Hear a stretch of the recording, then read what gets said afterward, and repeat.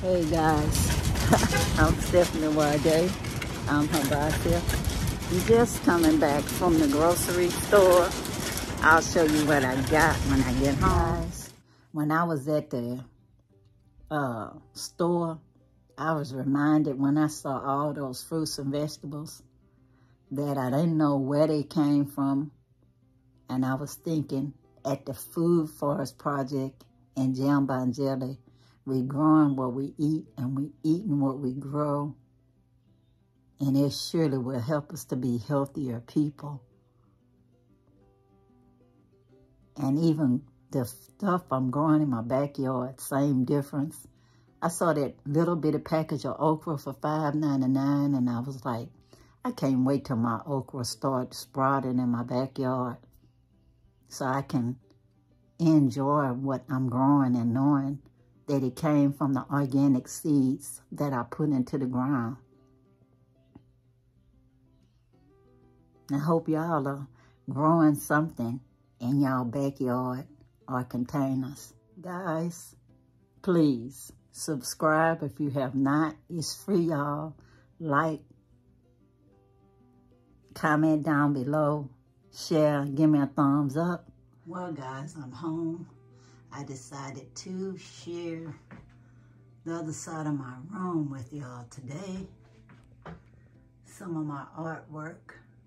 That picture that's standing out was one of those glamour shots back in the day when I had my chieftaincy outfit on, and it was featured in the Sister magazine, the article entitled, Who Does She Think She Is? Yeah. That was taken in about the year 2009. President Adam Mills was the president of Ghana.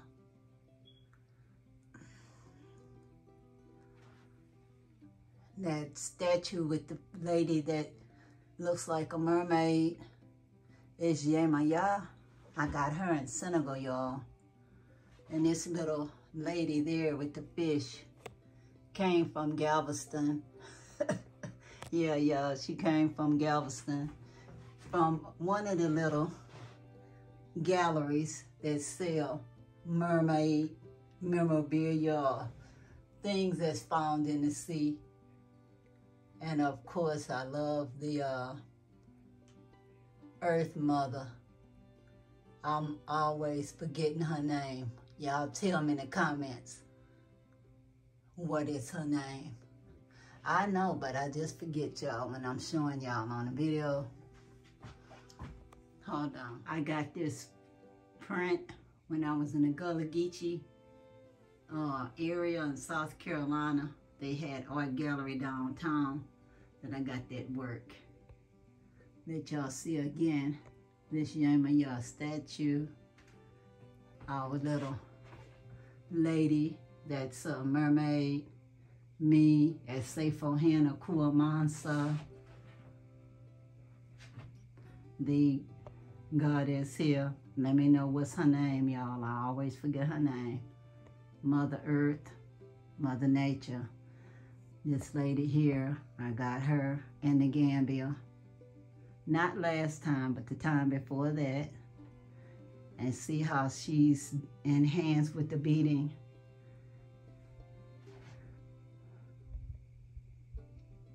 And this one, I got this one, I believe, in Oklahoma City at a shop that sells African art. I love the way she looks, y'all. And this one, I believe I got it in Nigeria a long time ago. This can opener with like Benin art on it, as well as that gourd.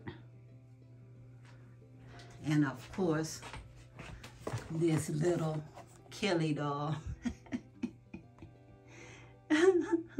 Mattel Kelly doll. She's just one of my collectibles, y'all. I just thought she was cute.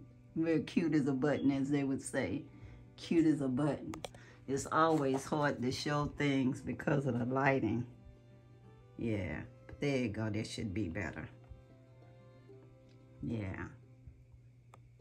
Kelly, too cute. Y'all, I think this lady may be Gloria, but let me know in the comments if y'all think her name is something else. My grandson, Jamarcus, gave me this print some years ago.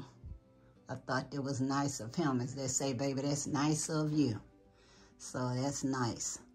And I got this Egyptian print. It looked like a little papyrus. I got that at a estate sale in Galveston. Didn't pay that much for it, but it was an estate sale in Galveston. I believe of one of the female former mayors, and it was one of her collection. So I just was so excited that I was able to get this Egyptian papyrus looking piece for little of nothing at the estate sale. And I got that at a, we'll just say a Kwanzaa event. The elephant was a little gift from one of the vendors in the Gambia. This came from one of the artisans right in front of the batik factory. It is a hunter, y'all. A hunter in the Gambia. They have all kind of very nice sculpture over there. The artisans are very, very gifted. And this was given to me by my sister, Kenyatta. She know I like baobab trees, so she gave me this. Now, I think it's made out of a cow's horn, but it looks like a cup. Very pretty, y'all. And this lady, she also came from the Gambia. I actually was able to put her in my suitcase one year. Yeah, I was able to manage to put her in a suitcase one year from the Gambia. So I have all kind of little collectibles from the Gambia. This is some powder I got from one of the vendors in the Gambia. It's to lower your blood sugar if you need it. It actually does work too, y'all. The lady with the umbrella came from Nigeria. I got her a long time ago. I actually got her shipped back to America many, many years after I originally bought her. So, from Nigeria, y'all. And that djembe drum, I actually bought it in Houston, Texas. I just fell in love with what? The roundhouses on the bottom. See, roundhouses on the bottom. And yes, I do know how to play it, but I haven't played djembe drum in a while because of my carpal tunnel I had to end up getting all kind of exercises to get it under control. But I really love this drum because of the design on here. Well, guys, I hope y'all enjoyed looking at the artwork on the wall more than you would have enjoyed looking at my groceries. And I know some of you guys like to hear nice reading. This is one of the books I have in my collection, y'all. It's called The Giving Heart. I like y'all to be saying it the correct way, because to me, saying it in reverse is too much. It's just too much. But when I'm showing myself, that's what y'all be saying. But anyway, this is what I'm going to be reading from, The Giving Heart. Okay, The Giving Heart, Unlocking the Transformative Power of Generosity in Your Life by M.J. Ryan, author of Attitudes of Gratitude. And one of it says, we can make a difference. It says, even the most hard-nosed physicist is beginning to admit that the flap of a butterfly's wings can change the weather thousands of miles away. Everything we do matters. That's by Gloria Steinem. So I was driving down the street one hot, dry, windy fall day, the most dangerous time of the year in California for fires. Looking uphill, I saw a small fire had broken out in the tender, dry grass between the street and a row of houses above me. Quickly, I looked about for a phone and saw a small gas station up ahead. It was one of those tiny boxes with a person inside who takes your money and pushes a button to release the gas pump. I screeched up to the station and jumped out. No payphone? So y'all know this is a while ago, talking about payphones when we have cell phones now. So I ran to the box where a bored teenager sat inside. "Excuse me," I said. "I've just seen a gas fire starting. Can I use your phone to call 911? "No," he said. "Well, can you call 911 for me?" I asked. "No," he responded. "It's not my problem." Incredulous, I decided not to argue with him and raced off to find another phone. Years ago, when the concept of self-esteem was all the rage, a professor in childhood development said to me, "You know, feeling good about yourself is important, but it's only a piece of what kids need. In addition to self-esteem, they need self-efficacy, the sense that they can take an action in the world and it will have an effect." So many kids, especially adolescents, feel that nothing they can do will make any difference. So why bother? They have never been taught that everything we do matters. It was the first time I heard of self-efficacy, but it made a lot of sense to me.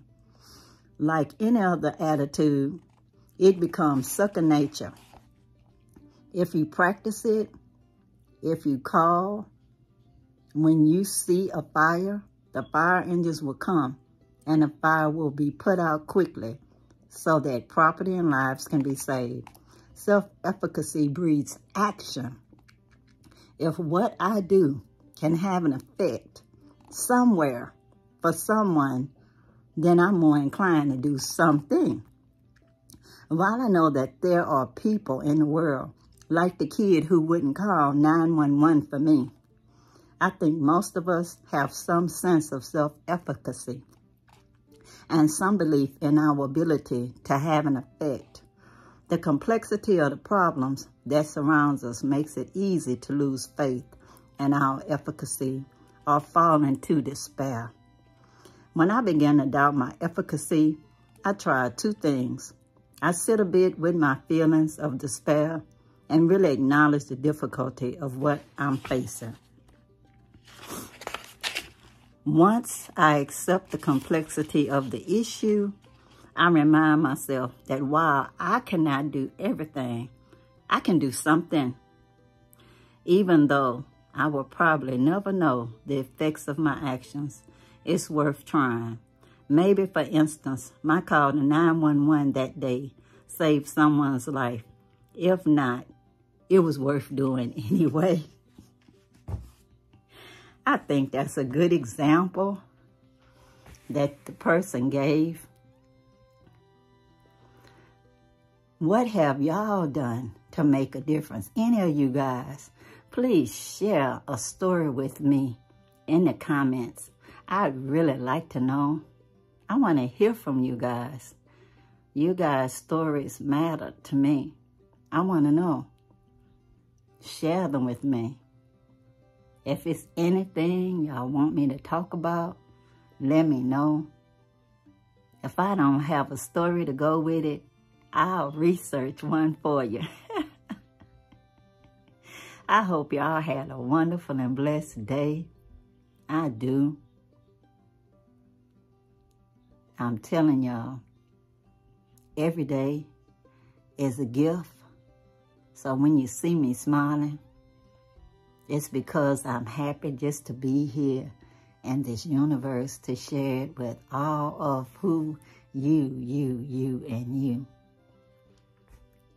Go out there and be blessed. you guys that's out there that's practicing Ramadan. Ramadan Kareem. And until the next time, y'all, peace, peace, power to the people. I'm out, y'all. Bye.